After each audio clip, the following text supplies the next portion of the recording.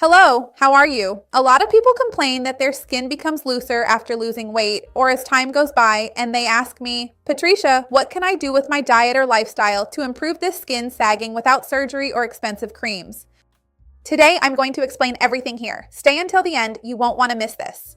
Before we start, I want to ask you if you feel like your skin is looser or not. Some people already seem to have looser, more saggy skin, right? Some people have firmer skin, and some feel like their skin has gotten looser over time. How does this work for you? Write to me down here in the comments. I'd love to see your comment. Go ahead and like the video to help me out, and if you know someone who's interested in this topic, share this video. Let's grow our chain of kindness.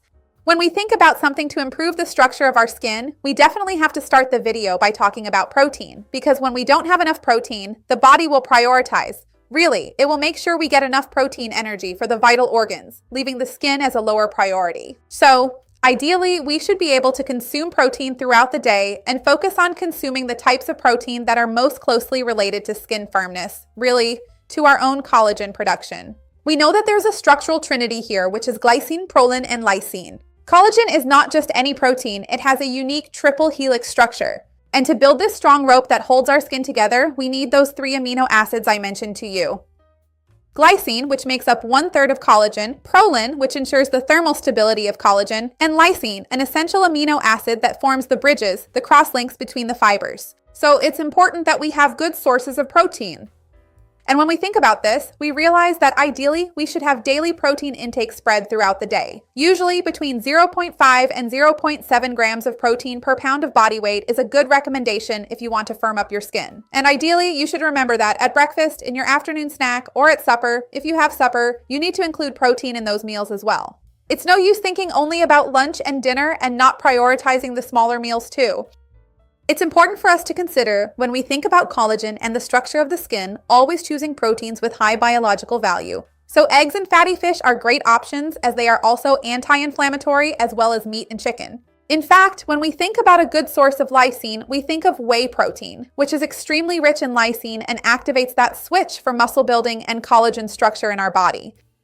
Another interesting detail is that animal-based foods that contain cartilage will have more collagen. So when you make bone broth with chicken feet, with actual bones, with marrow, you can extract the collagen that is already present in the animal's cartilage and you can consume it.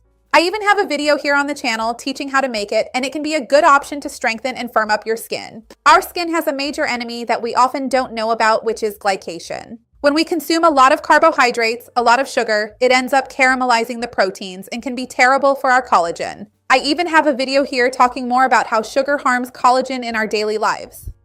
So ideally, we should try to eliminate sugar from our diet.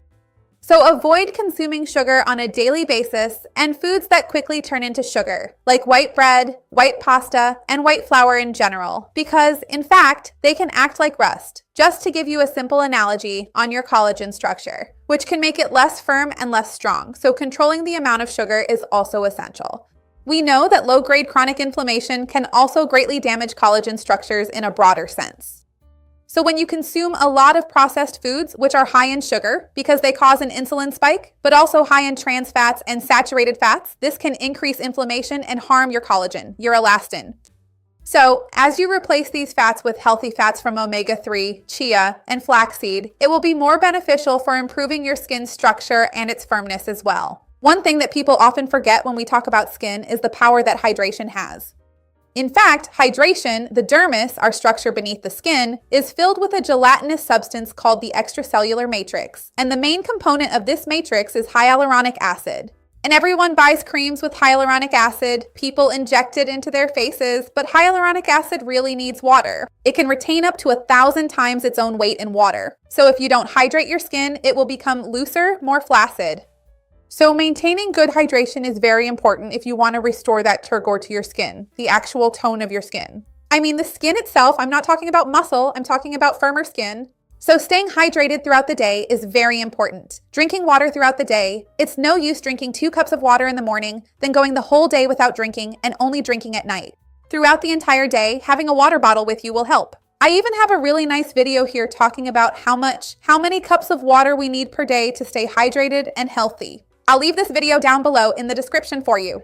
Another thing that can really help you, if you've noticed your skin getting looser after losing weight or even over time, it could be because you've been losing muscle mass, which is what happens to many people who lose weight, especially those who lose weight quickly. They end up with that space, that the fat left behind, and sometimes they even lose muscle mass during the weight loss process. So if you do strength training, you can achieve a natural filling because you can get hypertrophy, an increase in muscle volume, which takes up more of that space and actually lifts the skin itself. So doing strength training 2 to 3 times a week, a strength workout, can help you. These can be exercises you can even do at home. You don't necessarily need to go to a gym to do squats or to do push-ups, which can work your upper body. Actually, if you have any questions, talk to a physical education professional in your city. And remember that YouTube has lots of workout videos that you can look up and do at home, even if you're a beginner. Nowadays, there are some dermatological treatments that are being used more and more with scientific backing, like red light therapy, which is photobiomodulation. It works on the mitochondria, activating ATP. These are those red masks that are used. Microneedling, that derma roller, where you create micro injuries that stimulate the production of type 1 collagen. Biostimulators, which are those injections with actual pharmacological agents. It's not a filler, it's a stimulus for your own collagen production, which lasts for months. So there are many dermatological strategies as well, and obviously you should always talk to your dermatologist before choosing one in your city. Remember that if you have a balanced diet, stay well hydrated, exercise, and see a dermatologist for regular checkups, your skin can respond much better than you might expect without the need for surgery. So tell me here, which of these things that I mentioned have you already started doing? I would love to see your comment. Go ahead and like the video. That really helps me out, and share it with anyone you think might need it. Let's grow our chain of kindness. That's what I want here with the channel. See you next time. Bye.